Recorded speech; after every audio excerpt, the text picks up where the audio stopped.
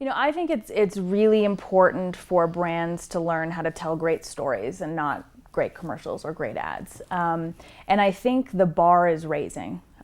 We are living in a time where audiences are more difficult to reach than ever before. We see massive fragmentation. People are spending over 31 hours in a day engaged in activity.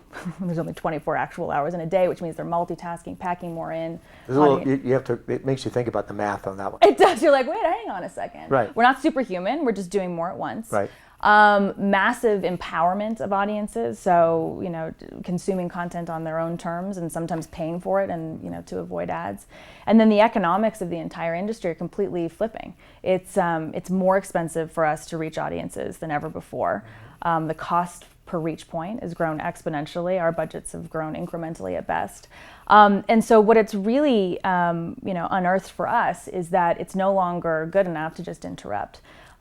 We have to actually make the content that's going to earn attention. So are there teams that are figuring out how to very, gracefully change the infrastructure? Yeah, so that is sort of at the center of my role right now, is trying to figure out how we do that. So my position is brand new for the organization. So it was created about 6 months ago. So officially, I'm leading global content and media monetization, which means I'm being tasked with making content that's good enough to make money. So it's two sides of the same coin, really challenging to do when you think about it, because branded content isn't necessarily always the stuff that's going to make money, and the stuff that's going to make money isn't always going to achieve your brand goals. But we really think it's a really interesting conversation in the power of and how those two things working together can unlock, to your point, a new paradigm. I think what's really important is empowering a small, agile team to help sort of start to prove that out. And then embed it within the processes and things that we already do. So as we're planning, as we're doing things like connections planning and comms planning, how do we make content not an afterthought, but actually a really fundamental part of the discussion as we go?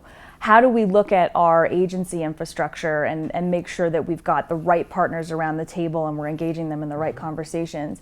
And then, for us, what's really important is how do we leverage the media investment that we're making? So it's significant across the globe to actually get more out of every dollar that we're spending. So how do we lean on our global media partners? How do we lean on kind of every dollar that we're spending to change the nature of that investment and actually get some return back? You want to create quality content that's so good that it generates revenue. Absolutely. Not sales of the product. It does that, but it generates revenue. So could you create content that may not sell one piece of product, but makes money?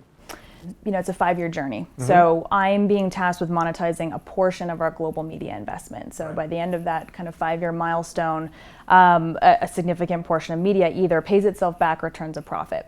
So the way we're going to get there, I think, we're going to start by really focusing on what kind of content makes money. Right. How do we make the right investments, test out a lot of different models, and kind of understand what works. Right. I think as we do that, we're going to learn how to make better content, and that's going to help fuel sort of our branded content along the way. So I think it's an interesting mix and it's an interesting journey where, sometimes we might be creating content to make money that doesn't necessarily, deliver a brand message or, these 3 objectives, but it might have something to do with the general territory that a brand is interested in. So if we develop a piece of IP, say a series or a short film, and we own that IP, then our brands can integrate within that for free or for a discount, whatever that ends up being.